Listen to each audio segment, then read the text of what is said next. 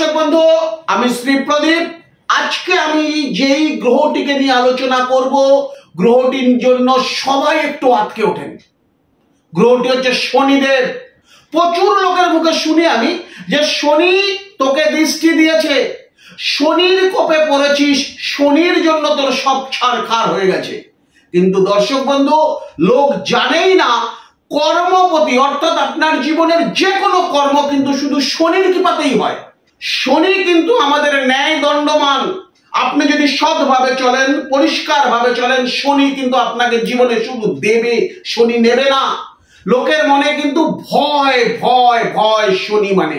কারুর জন্মছকে যদি শনি খারাপ থাকে, বহু রেমেডি করেছেন, বহু কিছু করেছেন, শুধু যে মন্ত্রটি বলছি জপ করে যান, দেখুন কত সুন্দর ফল হবে। শনির কৃপা লাভ পাবেন আপনি। মন্ত্রটি হচ্ছে ওম ঐং শ্রীং শ্রীং শনিশ্চরায় নমঃ।